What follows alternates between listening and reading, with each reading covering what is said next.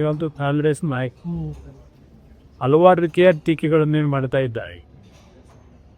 ಈಗ ನಾನು ಅವ್ರನ್ನ ಪ್ರಶ್ನೆ ಮಾಡ್ಲಿಕ್ಕೆ ಬಯಸ್ತೀನಿ, ಅವರೇ ಈ ಪೊಸಿಷನ್ ಇದ್ದು ಏನು ಮಾಡ್ತಾ ಇದ್ರು, ಯಾವ ರೀತಿ ಇಂಥ ಒಂದು ಸಮಸ್ಯೆ ಬಗೆಹರಿಸಕ್ಕೆ ಸಾಧ್ಯ. ಮತ್ತು ಎಲ್ಲರಿಗೂ ಗೊತ್ತಿರತಕ್ಕಂಥ ವಿಚಾರ, ಇವತ್ತು ಆಯಿಲ್ ಪೋಲ್ನಲ್ಲಿ ನಮ್ಮ ಒಂದು ದೇಶದ ಮೇಲೆ ಪರಿಣಾಮ.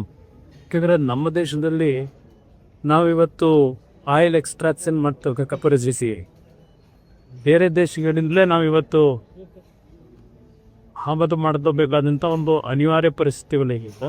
ಅದರ ಹಿನ್ನೆಲೆಯಲ್ಲಿ ಪ್ರಧಾನಮಂತ್ರಿಗಳು ಕೆಲವು ಸಲಹೆ ಕೊಟ್ಟಿರ್ತಕ್ಕಂಥದನ್ನು ಕಾಂಗ್ರೆಸ್ ಪಕ್ಷದ ನಾಯಕರುಗಳು ಅನ್ನಕನ್ನದಲ್ಲಿ ಮಾತನಾಡೋದು ದೇಶದ ಹಿತಗಳು ಸೂಕ್ತ ಅಲ್ಲ ಅನ್ನೋದು ನನ್ನ ಅಭಿಪ್ರಾಯ. ಹಿಂದೆ ಇಂದಿರಾ ಗಾಂಧಿ ಅವರಿದ್ದಾಗ ಯಾವ ರೀತಿಯಲ್ಲಿ ಅವರು ಕೆಲವು ಹೇಳಿಕೆಗಳನ್ನು ಕೊಟ್ಟರು, ಅವತ್ತು ಯುದ್ಧದ ಸಂದರ್ಭದಲ್ಲಿ ನಮ್ಮ ಕಣ್ಣು ಮುಂದೆ ಇರ್ತಕ್ಕಂಥ. ನಾನು ರಾಜ್ಯದ ಮುಖ್ಯಮಂತ್ರಿಗಳಿಗೆ ಹೇಳಿಕ್ಕೆ ಬಯಸ್ತಿದ್ದೆ, ಅವರು ಪ್ರತಿಯೊಂದು ಸಂದರ್ಭದಲ್ಲೂ ಕೇಂದ್ರ ಸರ್ಕಾರದ GDP ರಾಜ್ಯ ಸರ್ಕಾರದ ಹೋಲಿಕೆ ಮಾಡ್ಕೊಳ್ಳೋ ಸಂಗತಿ. ಕೇಂದ್ರ ಸರ್ಕಾರದ ಜವಾಬ್ದಾರಿ ಇಡೀ ರಾಷ್ಟ್ರದ ಎಲ್ಲ ರಾಜ್ಯಗಳ GDP ಗ್ರೋತ್ ಏನಿ ಅದೆಲ್ಲವನ್ನ ಇವತ್ತು ಕ್ರೋಢೀಕರಿಸಿ ಕೇಂದ್ರ ಸರ್ಕಾರದ ಜವಾಬ್ದಾರಿಗಳೇನಿದೆ ಅದನ್ನು ನಿರ್ವಹಣೆ ಮಾಡ್ತಕ್ಕಂಥದ್ದು ಹೆಚ್ಚಿನ ಜವಾಬ್ದಾರಿ ಕೇಂದ್ರ ಸರ್ಕಾರದಲ್ಲಿ ಇರುತ್ತೆ. ಇವತ್ತು ಕರ್ನಾಟಕದಲ್ಲಿ ತಲಾವಾರು ಆದಾಯದ ಬಗ್ಗೆ ಇರ್ತಾರೆ ಮುಖ್ಯಮಂತ್ರಿಗಳು. ತಲಾವಾರು ಆದಾಯದಲ್ಲಿ ನಾವು ಮುಂದಿರತಕ್ಕಂಥದ್ದು ತಲಾವಾರು ಆದಾಯದ ಮೇಲೆ ಚರ್ಚೆ ಮಾಡಲಿಕ್ಕಾಗತ್ತೆ. ಇವತ್ತು ಉತ್ತರ ಕರ್ನಾಟಕ ಭಾಗದಲ್ಲಿ ವಿಶೇಷವಾಗಿ ಕಲ್ಯಾಣ ಕರ್ನಾಟಕ ಯಾವ ಪರಿಸ್ಥಿತಿ ಜನ ಇದ್ದಾರೆ.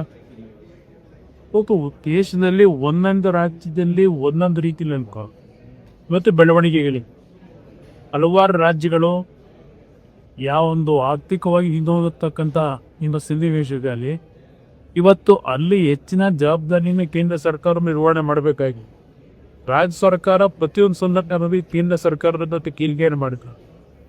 ನೀವು ನಿಮ್ಮ ಜವಾಬ್ದಾರಿ ನಿರ್ವಹಣೆ ಮಾಡಬೇಕಾಗ ಇವತ್ತು ಬೆಂಗಳೂರು ನಗರಕ್ಕೆ ನಾವು ಹೋಲಿಕೆ ಮಾಡ್ಕೊಂಡು ಕರ್ನಾಟಕದಲ್ಲಿ ಇರ್ತಕ್ಕಂಥ ಹಲವಾರು ಪ್ರದೇಶಗಳು ಸುಳಿದಿರ್ತಕ್ಕಂಥದ್ದೇನಿದೆ ಅದನ್ನು ಮರೀತಕ್ಕಂಥದ್ದು, ಅದನ್ನು ಮರೆಮಾಡ್ತಕ್ಕಂಥದ್ದು ಎಷ್ಟು ಸರಿ ಇರ್ಬೇಕು. ನೀನು ಮುಖ್ಯಮಂತ್ರಿಗಳು ಅರ್ಥ ಮಾಡೋದು ಸರಿ. ಕಾಂಗ್ರೆಸ್ ನಾಯಕರು ಆರೋಪಗಳು ಮಾಡ್ತಿದ್ದಾರೆ, ಅವಧಿಯವರು ಹೇಳಿರೋದನ್ನ ನೀವು ಫಾಲೋ ಮಾಡ್ತೀರಾ? ಬಿಜೆಪಿ ನಾಯಕರು, ಜೆಡಿಎಸ್ ನಾಯಕರು ಬಸ್ ತಗೋಬಿಟ್ಟಿರ್ತೀರಾ, ಚಿನ್ನ ಖರೀದಿ ಮಾಡೋದು ಬಿಡ್ತೀರಾ? ನಾವು ಒಬ್ಬರು ಫಾಲೋ ಮಾಡೋದು, ಎಲ್ಲರ ಜವಾಬ್ದಾರಿ. ದೇಶದ ಹಿತದೃಷ್ಟಿ ಬಂದಾಗ ಎಲ್ಲ ಪಕ್ಷಗಳು ಎಲ್ಲ ಸರ್ಕಾರಗಳು ಜವಾಬ್ದಾರಿ ಇದೆ. ಎప్పుడు ಜವಾಬ್ದಾರಿ ಇತ್ತ ಇದನ್ನೆಲ್ಲ ಸರಿಪಡಿಸ್ಲಿಕ್ಕಾದೇನ ಅದರ ಹಿನ್ನೆಲೆಯಲ್ಲಿ ಹೇಳಿದ್ದಾರೆ. ಹಾಗೆ ಕೆಲವು ವಿಶೇಷವಾದ ಸಂದರ್ಭಗಳಿಗೆ ದೇಶದ ಒಂದು ಗೌರವವನ್ನು ಕಾಪಾಡಬೇಕಾಗಿ ನಾವು ಇವತ್ತು ಆ ದೇಶವನ್ನು ಆಳ್ತಕ್ಕಂಥವರು ಯಾವೊಂದು ಜವಾಬ್ದಾರಿ ಇರ್ತಾರೆ, ಅವರು ನಮ್ಮ ದೇಶ ಪಾಕಿಸ್ತಾನದ ರೀತಿ ಆಗ್ತಾ ಇದೆ ಅಂತ ತೋರಿಸ್ಕೋಬೇಕಾ? ಇದನ್ನೆಲ್ಲ ಕಟ್ ಮಾಡ್ಲಿಕ್ಕೆ ಹೋಗಿ. ಆದರೆ ಇವತ್ತು ಆ ಸ್ಥಾನದಲ್ಲಿ ಕೆಲಸ ಮಾಡ್ತಕ್ಕಂಥವ್ರಿಗೆ ಅವರವ್ರದೇ ಆದಂಥ ಒಂದು ಪ್ರೋಟೋಕಾಲ್ಗಳಿರುತ್ತೆ. ಅದನ್ನು ಇವತ್ತು ಸಣ್ಣತನದಲ್ಲಿ ಮಾತನಾಡೋದು ಸೂಕ್ತ. ಮೊದಲು ಊರುಗಳ ಒಂದು ಜವಾಬ್ದಾರಿ ಏನಿದೆ ಅದನ್ನು ನಿರ್ವಹಣೆ ಮಾಡ್ತಕ್ಕಂಥದ್ದಕ್ಕೆ ಏನು ಮಾಡಬೇಕು ಅನ್ನೋದ್ರ ಬಗ್ಗೆ ಯೋಚನೆ ಮಾಡಲಿ ಅನ್ನೋದು ನನ್ನ. ಸರ್, ಇನ್ನೊಂದ್ಸರ್ ನೀಟ್ ಪರೀಕ್ಷೆ ಲೀಕ್ ಆಯ್ತು ಅನ್ನೋ ಕಾರಣಕ್ಕೆ ರದ್ದು ಮಾಡಿದ್ದಾರೆ. ಕಾಂಗ್ರೆಸ್ ಮತ್ತು ವಿಪಕ್ಷಗಳು ಟೀಕೆ ಮಾಡ್ತಾರೆ, ಕೇಂದ್ರ ಸರ್ಕಾರಕ್ಕೆ ಒಂದು ಪರೀಕ್ಷೆ ಮಾಡಿ ಯೋಗ್ಯತೆ ಇಲ್ಲ, 3-4 ಬಾರಿ ಪರೀಕ್ಷೆ. ನಮ್ಮ ರಾಜ್ಯದಲ್ಲಿ ಎಷ್ಟು ಬಾರಿ ಮುಂದಾಕಿದ್ದೀರಿ, ನಿಮ್ಮ ಕಾಲದಲ್ಲೇ ಎಷ್ಟು ಅನಾಹುತಗಳಾಗಿವೆ.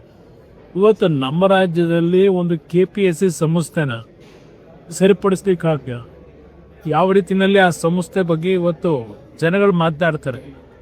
ಇವತ್ತು ಈ KPSC ಸಂಸ್ಥೆ ಹಾಳಾಗ್ತಕ್ಕಂಥದ್ದು ಪ್ರಾರಂಭ ಆಗಿದ್ದ ದೇಶ ನನ್ನ ಅಭಿಪ್ರಾಯದಲ್ಲಿ ಈಗಿನ ಸರ್ಕಾರ ಹಿಂದೆ 2013ರಲ್ಲಿ ಸರ್ಕಾರ ರಚನೆ ಮಾಡಿದರು, ಅಲ್ಲಿಂದ ಪ್ರಾರಂಭ ಆಯಿತು. ಅವತ್ತು ಮುಖ್ಯಮಂತ್ರಿಗಳು ಹೇಳಿದ್ರು ತೊಳಿತೀವಿ ಅಂತೇಳಿ. ಯಾವ ರೀತಿ ತೊಳೆದ್ರು? ಲಕ್ಷಾಂತರ ಜನ ಎಕ್ಸಾಮ್ ಬರೆದಿದ್ದಾರೆ. ರೀಡು ಮಾಡಿಕೊಟ್ಟಂಥ ವ್ಯಕ್ತಿನ ತಗೊಂಡು KPSC ಚೇರ್ಮನ್ ಮಾಡಿ ಪಬ್ಲಿಕ್ನಲ್ಲಿ ಯಾವ ಒಂದು ಕೋಸ್ಟ್ಗಳಿಗೆ ಹಣ ನಿಗದಿ ಮಾಡ್ಕೊಂಡು ಬೀದಿನಲ್ಲಿ ಚರ್ಚೆ ನಡೀತು. ಆ ವಾತಾವರಣ ತಂದಂಥವ್ರು ನಿಮಗೆ ಇವತ್ತು ಎಕ್ಸಾಮ್ಗಳಲ್ಲಿ ಇವತ್ತೇನು ರಾಜಸ್ಥಾನದಲ್ಲಿ ನನಗೂ ಅರ್ಥವಾಗ್ತದೆ. ರಾಜಸ್ಥಾನದಲ್ಲಿ ನೀಟ್ ಎಕ್ಸಾಮ್ ಬರೀತಕ್ಕಂಥ ಸಂದರ್ಭದಲ್ಲೂ ಸುಮಾರು 150ಕ್ಕೂ ಹೆಚ್ಚಿನ ಒಂದು ಪ್ರಶ್ನೆಗಳಿಗೆ ಏನೊಂದು ಹೊರಗಡೆ ಲೀಕ್ ಆಗಿವೆ. ಅದು ಇವತ್ತು ಚರ್ಚೆಗೇನು ಪ್ರಾರಂಭ ಆಗಿದೆ. ಹೌದು, ಒಂದೊಂದು ಬಾರಿ ಯಾರೋ ಮಾಡೋ ತಪ್ಪಿಗೆ ಸಂಪೂರ್ಣವಾದ ತಪ್ಪನ್ನ ಸರ್ಕಾರದ ಮೇಲೆ ವಹಿಸ್ಲಿಕ್ಕಾಗ ನಮ್ಮ ರಾಜ್ಯದಲ್ಲಿ ಹಲವಾರು ಬಾರಿ ಈ ರೀತಿಯ ಸಮಸ್ಯೆಗಳು ಉದ್ಭವ ಆಗಿರತಕ್ಕಂಥದ್ದು ಇವ್ರ ಸರ್ಕಾರದಲ್ಲೂ ಹೊಂದಿರತಕ್ಕಂಥದ್ದು. ಅದರಿಂದ ಇವರಿಗೆ ಯಾವ ನೈತಿಕತೆ ಇದೆ ಚರ್ಚೆ ಮಾಡ್ಲಿಕ್ಕೆ ಕೆಣಕ್ ಬಯಸ್ತಾರೆ. ಸರಿ, ಆ ಬದಲಾವಣೆ ಭದ್ರತಾ ವೈಫಲ್ಯ ಆಗಿದೆ, ಎಲೆಕ್ಟ್ರಿಕ್ ಗಟ್ಟಿಗಳು ಮತ್ತೆ ಆಗಿದೆ. ಇದ್ರ ಬಗ್ಗೆ ಹಾಗೆ ಹಲವಾರು ರೀತಿಯಲ್ಲಿ ಪ್ರಾರಂಭ ಮಾಡಿ ಇಷ್ಟವಾದ ವಾಸ್ತವಾಂಶ ಏನು ಬರೋವರೆಗೂ ಕಾಯ್ಬೇಕು.